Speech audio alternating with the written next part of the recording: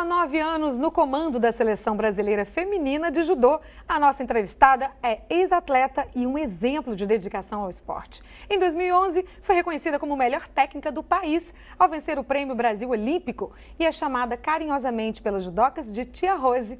É isso aí. Hoje o estádio tem um prazer imenso de receber a Rosicléia Campos. Prazer te receber aqui no estádio, Rosicléia. É prazer meu, tava com saudade de voltar aqui. Está sempre, né, buscando a Rosicléia. Então, já são 9 anos à frente da seleção feminina de judô. Já virou uma família, né? Que história é essa de Tia Rose? Quando surgiu isso? Então, antes de entrar na equipe sênior, eu fui técnica da equipe júnior. Então, atleta júnior, né, todo mundo é tia, né? E as atletas que eram da equipe júnior, elas me acompanharam na equipe sênior. Então, a Tia Rose veio e ficou e todas me chamam de Tia Rose, eu adoro. E a gente consegue perceber esse entrosamento, principalmente quando você está ali à beira do tatame, né? Acompanhando as lutas, a emoção, o envolvimento que você tem com essas meninas. É a longo prazo mesmo, né? De muito tempo esse envolvimento, né? Exatamente, é uma conquista diária, né? Eu sempre falo assim, é igual o relacionamento, quando você está muito tempo longe, aí quando você volta, você tem que começar devagar para saber o que está acontecendo, mas eu não deixo elas muito distantes não, agora com essas mídias sociais você acaba se aproximando de todo mundo, você sabe que todo mundo está fazendo, né? Os WhatsApp da vida, os Facebook, os Twitter. E as meninas te acompanham? Eu que acompanho todo mundo, eu sei o que está acontecendo com todo mundo, aí quando alguém bota alguma frase meio down, assim, eu dou uma ligada para saber o que está acontecendo, está tudo bem? Então é full time, a gente toma conta o tempo inteiro, porque o atleta ele não é só naquele momento da competição, ele traz toda a sua carga psicológica, né, da convivência com a família, dos relacionamentos interpessoais e pode culminar num momento ruim ou muito bom na hora da competição. Então é bom a gente estar cuidando de tudo como um todo, né? A gente pode dizer que o judô feminino está passando por uma boa fase? Em 2013, né? 2012 tivemos o ouro da Sara Menezes, ano passado tivemos o ouro da Rafaela no Mundial. Como você vê esse momento do judô feminino? Eu vejo que foi uma construção, né? Isso foi um trabalho muito sério, um planejamento que nós fizemos lá em 2005, quando a gente virou 2006, eu e o Ney, né, enquanto coordenador da Confederação Brasileira de Judô, nós pensamos, vamos fazer um planejamento a curto, médio e longo prazo.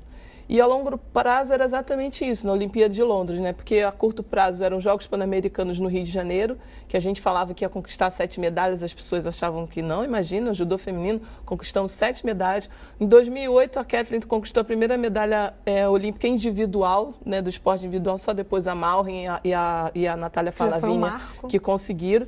E aí, em 2009, a gente teve um bom campeonato mundial, não tivemos medalhas. Em 2010, já conquistamos alguns campeonatos, algumas medalhas no mundial. Então, isso foi uma construção, o que culminou no máximo, que é uma medalha olímpica de ouro da Sara. Então, nada foi por acaso, foi muito planejamento, muito empenho, muita dedicação. Você acredita que esse ouro da Sara Menezes abriu portas para as meninas? Incentiva mais ainda o esporte? Eu acho que não só para o judô feminino, não, acho que para o judô, para o país, né? Quando o atleta conquista a medalha de ouro, não é o atleta sozinho, o país conquista junto, a cidade conquista junto. São trabalhos de várias mãos, né? A gente tem uma equipe multidisciplinar, então é muita gente trabalhando nos bastidores para a Sarinha chegar lá, o Expedito, que é o técnico dela lá em Teresina. Então são várias mãos naquela medalhinha ali, cada um tem um pedacinho. Vocês da imprensa, que vocês torcem, sofrem junto com a gente, isso é muito legal. E o esporte é isso, né? Momentos bons, momentos ruins. Você esteve presente ao lado da Rafaela Silva em 2012, vivenciou tudo, né? Junto com ela. Foi um momento muito difícil para ela. O que representou esse ouro dela ano passado no Mundial? Aqui no Rio de Janeiro. Foi uma lavagem na alma, né? Nossa, ela sofreu muito lá em Londres, né? Não só com a derrota, sendo massacrada pelas mídias sociais como ela foi, né? Vítima de preconceito. Nossa, falando assim, você tinha que voltar para o Brasil numa jaula, o país tem vergonha de você, sua macaca. A gente tem vergonha disso. Nossa, eu me envergonhei muito, por isso que eu falei que o brasileiro é ignorante no sentido de ignorar o esporte, não de uma pessoa ignorante. Quando a gente não tem conhecimento é porque a gente ignora aquilo. Então, eu acho que a gente precisa ter essa cultura. É uma grande preocupação minha em termos das Olimpíadas aqui, do brasileiro não ter essa cultura a cultura só do futebol, porque é um esporte de fácil entendimento, a bola entrou e grita gol. E judô é um esporte mais complexo, então a gente precisa entender um pouco mais dos esportes, porque nós estaremos sediando uma Olimpíada. Então, tem que ter a forma educada de lidar com o resultado negativo dentro do estádio. Ajudar o atleta a lidar com esse momento também, né? Exatamente. O torcer com educação, sabe? Eu acho que isso é muito importante. E ela deu essa moeda de volta, sabe? Sendo campeã mundial no Rio de Janeiro. Primeira medalhista mundial do Brasil, que a gente não tem medalha de ouro. Então, Deus sabe todas as coisas, ele dá tudo no tempo certo e ela mereceu. Vocês agora estão embarcando para o Pan-Americano. Como é que está essa preparação? A cobrança é grande, né? Sempre, né? Agora a equipe feminina do Brasil, onde a gente vai com cobrança, né? Por conta exatamente dos resultados, né? Isso é bom, a gente tem que lidar com essa cobrança, né? Porque no pain, no gain. Então a gente tem que... O Campeonato Pan-Americano é uma competição muito importante, é o nosso objetivo-alvo do primeiro semestre. Não é uma competição fácil, a gente tem nossas amigas cubanas pela frente, como sempre. Durante muitos anos a gente tentou ser o dono das Américas, né? Em 2012, pela primeira vez, nós fomos campeões no geral, porque a gente sempre perdia para Cuba ainda, mesmo com a ascensão do judô feminino. Em relação à estrutura do judô, o judô tem uma boa estrutura, né? Como é que você vê esse intercâmbio de atletas, intercâmbio até mesmo de treinadores, esse investimento do Instituto Olímpico Brasileiro para também treinar e formar mais treinadores? Como você vê esse investimento em se tratando do judô? Então, eu não vou falar perfeito porque nada é perfeito, mas é quase perfeito, né? O judô, a gente tem uma estrutura muito boa, a confederação com seus parceiros, né, privados e junto com o Comitê Olímpico, a gente mantém uma equipe multidisciplinar do preparador físico, psicólogo, fisioterapeuta, nutricionista, toda essa estrutura que o atleta precisa para estar bem ali na hora de competir.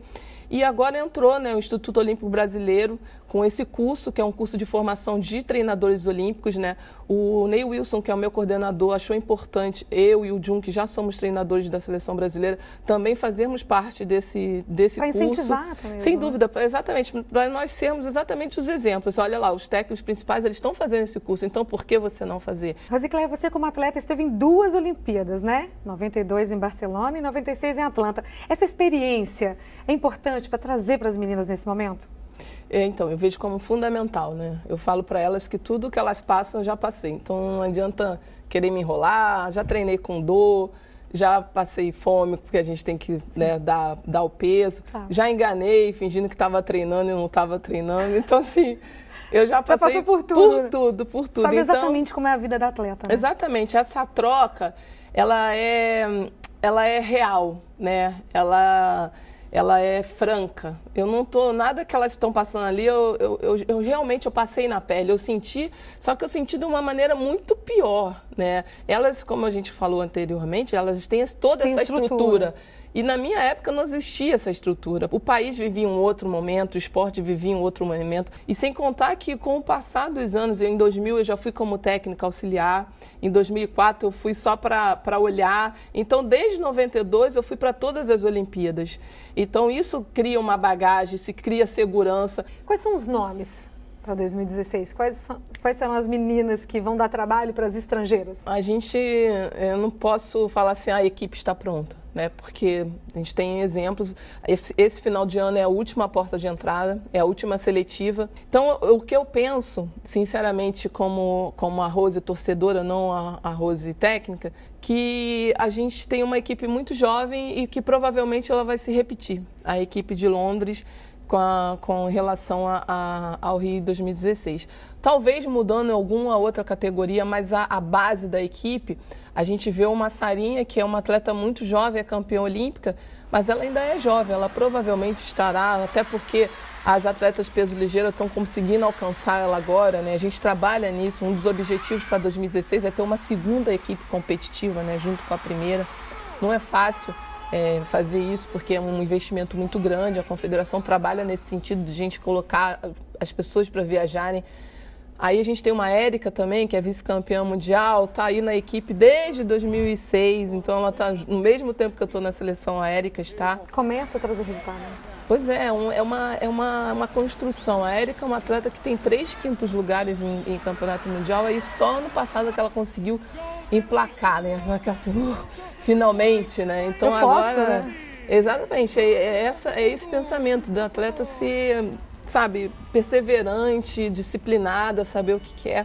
A gente tem um peso leve aí, que é uma Rafaela, que é uma campeã mundial, com a Kathleen, que é a primeira medalhista olímpica, então é uma briga ferrenha. Assim, se eu pudesse, levava as duas, vamos as duas. Não pode? Não pode, só uma por categoria. E nessa categoria tem gente nova chegando, tem uma Tamires, que é uma atleta do júnior, muito forte. Tem a Flávia, que ela foi vice-campeã das Olimpíadas Juvenis. Então, assim, tem muita gente boa chegando, só que o tempo é curto, a gente já está em cima. A própria Mari é muito jovem, é uma atleta uma categoria que a gente ainda não tem uma segunda atleta no nível dela. Tem uma atleta Samantha, que acabou de vir da equipe júnior, mas que está em construção.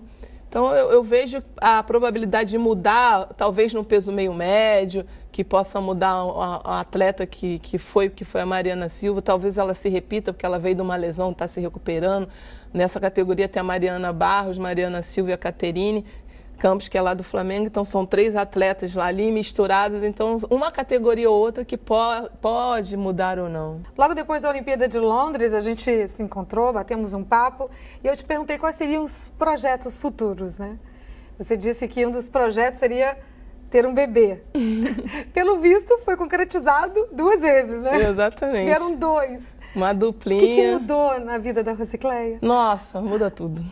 As prioridades mudam. Até o rostinho muda quando fala dos bebês. Nossa, meus filhos são uma bênção. E eles já estão aí fazendo um ano, aprontando. Fazendo um ano e fazendo bagunça, né? Bagunça, e bagunçando sua vida toda também, né? Eu consegui montar uma estrutura boa em casa, eu tenho câmera, então eu passei 21 dias na Europa, mas 20 dias de olho no celular. Mas também quando eu estou é full time, um puxa o cabelo, daqui a pouco o outro sobe, mas é uma delícia, eles são deliciosos. Isso aqui deve ter sido um dos primeiros presentes do kimono, né? Se eles quiserem seguir essa carreira. Não, se não. Vão seguir? Eles vão fazer judô, vai ser obrigatório. Não. Nem que seja como base. Exatamente, não acho que se eles serão atletas, eu acho que é uma consequência. Mas por que eles vão fazer judô? Porque judô é um esporte disciplinador, é um esporte que tem toda uma filosofia. E eu faço questão que eles façam judô para eles vivenciarem isso. O que é respeitar o próximo, você ter que cumprimentar independente se você ganhou ou se perdeu. A primeira coisa que você aprende no judô é cair. Então, quando eles estão em pé, eles vão saber que eles sabem cair, vão estar sempre prontos a levantar. Então, o judô é uma filosofia para a vida. Eu faço questão que os meus filhos façam judô e que eles vão ter que chegar na faixa preta. Depois que eles vão querer ser, eu saía com eles.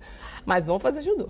Faixa preta? Faixa preta. Aí depois decide se quer continuar. Depois decide. Aí se quiser fazer algum esporte paralelo, eu deixo. Mas judô vou fazer. Judô é o primeiro. Com certeza. Rosicléia, muito obrigada por esse bate-papo delicioso com você aqui. Um prazer imenso te receber sempre aqui no estádio. E boa sorte com os bebês, com a carreira e com um monte de competição que vem por aí, né? Obrigada. Estou muito feliz de estar aqui. Também é sempre um prazer. Eu já estava com saudade do estádio, fazia tempo que eu não vinha. E pode chamar que eu vou ter sempre história para contar. Obrigada para vocês.